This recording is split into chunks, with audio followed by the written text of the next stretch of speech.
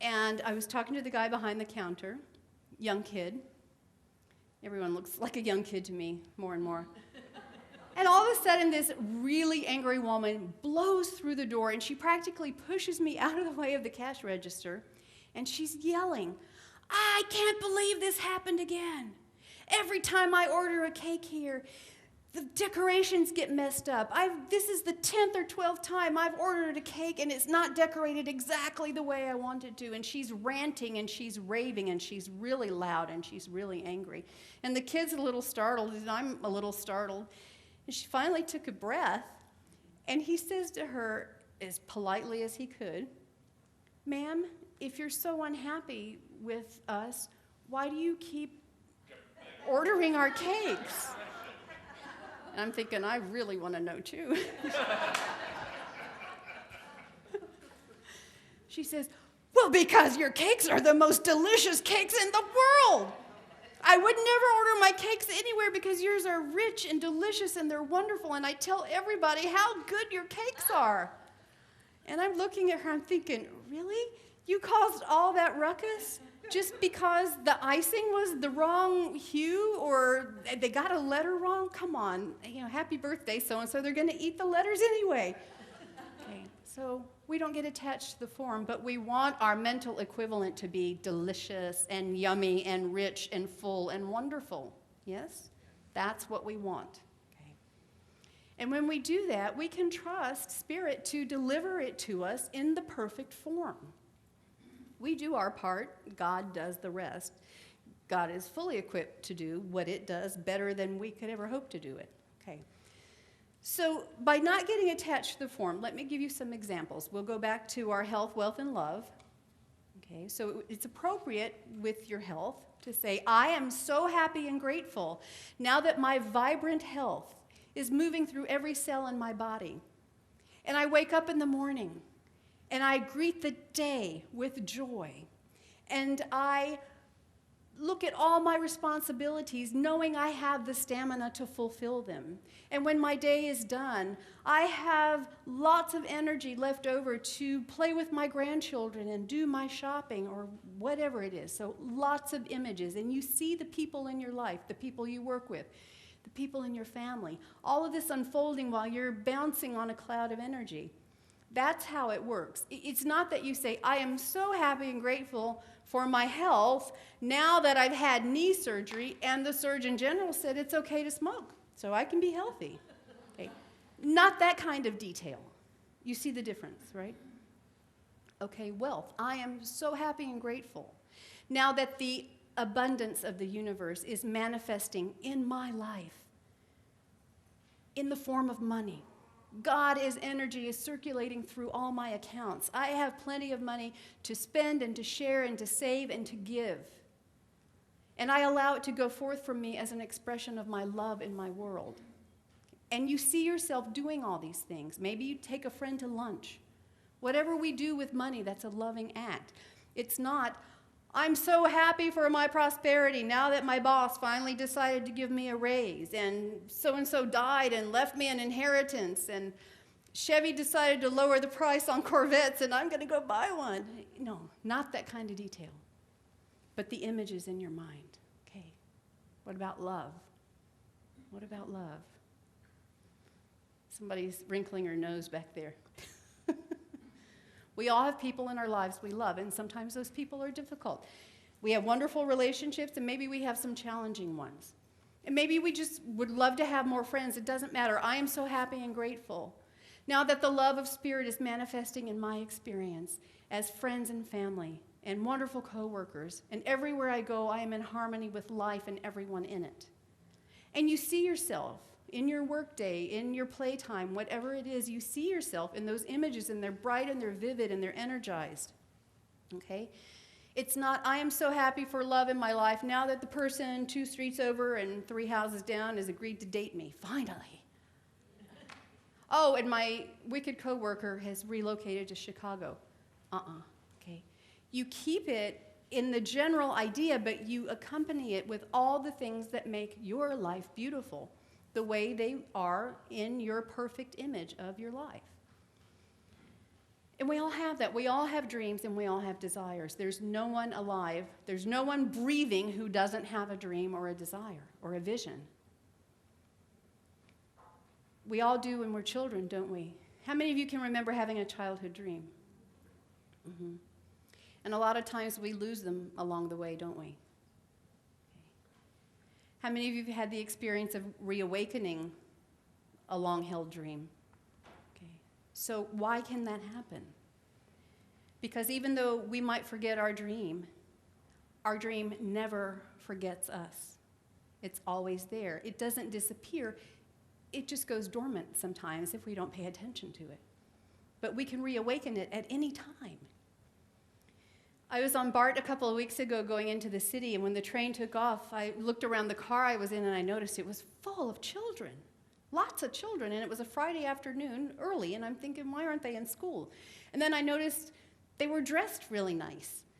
The boys not so much, They didn't have jeans on, but they had on khakis and, little shirts and stuff. But the girls had on fancy dresses and really pretty shoes, and their hair, all these updos and stuff, and jewelry. I'm thinking, So I turned around. There were two little girls behind me. I said, "Where are you going?" And they just grinned. "We're going to the symphony." And they were so happy. And I said, "Oh, that sounds like so much fun. I'm a little jealous." And they asked me where I was going, and I told them. So we chatted a little bit. Then I went back to my reading. And I had this little tap on my shoulder. And they said, "Well, we're wondering why you're not at work today. What do you do for work?"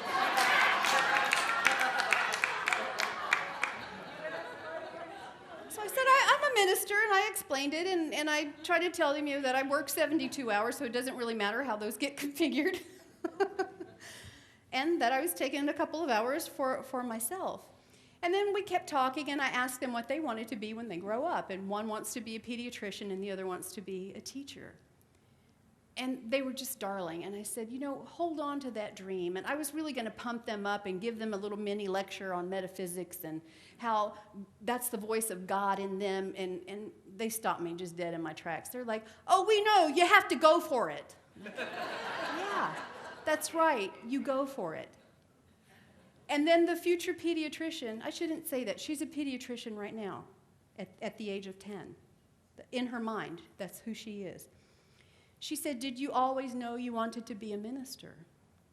And I said, "Yes, I did. From the time I was a little girl." I said, "But I forgot the dream along the way. And it took a long time for me to be that." And they looked kind of sad. And then I told them the story of how I was called to the priesthood at the age of 6. And most of you have heard me tell this story 100 times. But it's a good story, and it's a true story. I was called to the priesthood at the age of 6 in Italy. Now, what do you think the Italian nuns said about that? No way, right? And to this day, the Catholic Church does not ordain women. And if they did, I might be hard-pressed not to go back. But here's the thing. The dream reemerged here and there when I was a teenager. And at some point it reemerged, and I was in a place to make some decisions around it. I was an adult. I was immersed in this teaching, which does ordain women, and it all made sense. It's like, oh, that's my childhood dream. Now, do I still in my mind think of myself as a priest sometimes? I do. So if any of you need confession after the service, I'll be in the back behind the curtain. So we rekindle our dreams by breathing life into them, by bringing them to life in our imagination. We have the power to do this, and this is how we provide the mental equivalent. Now, once we have provided it, we have to sustain it. We can't just dump it on God and let it go. We'll get a demonstration, there's no doubt, but we get a bigger, better, more wonderful demonstration if we keep it energized, if we keep our attention on the thing we want. So how do we do that? How do we sustain the mental equivalent? By becoming right now the person in our vision. We live right now as the person we imagine is living in our minds. Okay? This means we think as the person in our vision in this present moment. Okay? We act in the present moment the way the person in our vision is acting. And we speak in the present moment as the person in our vision is speaking. We take on the mantle of that person now. The little girl sitting behind me on BART is already a pediatrician in her mind. The little girl sitting next to her is already a school teacher in her own mind. We can nurture that. Emma Curtis Hopkins says it this way: to accomplish our good, we think it. Students of mine, if you know, say it with me. We think it, we speak it, we write it, and we live it. And she does put particular emphasis on speaking it, on the words, and this is ever so important to the process. She actually believes that for every person there is a word or phrase that when spoken, or when we speak it, so resonates with the truth of us that it strikes the keynote of truth, and that we are immediately lifted up to the level of our good. Has anyone had that experience? You hear it a certain way or you say it a certain way and you're lifted up. Okay. So the words are very important. They should be clear and direct. And it reminds me kind of voice commands with dogs. A lot of you know my Jack Russell Terrier, Kai, and you hear me brag about how intelligent he is. When he was a puppy and he went to obedience training, there were two commands in particular we focused on because my nieces were little. They had a lot of toys that were in the floor, and he would tear them up. So he learned the commands, leave it and drop it. Leave it means he's looking like he's going to pick that toy up. So just walk on by. Drop it means I was too slow and he's already got it in his mouth, and now you say drop it. And he still adheres to those commands. He likes to pick up food off the floor. And I was walking him on leash recently when we were inside a building, and he picked something up and had it in his mouth. And I thought, oh man, he's going to swallow that. I don't even know what it is. And then I noticed he was chewing, and I thought, what in the world is it? And he kept chewing, and I'm thinking, that looks like he's chewing gum. And I bend down because, he's short, and it's like, oh, he is chewing gum. So I command him. I say, oh my God, spit that out.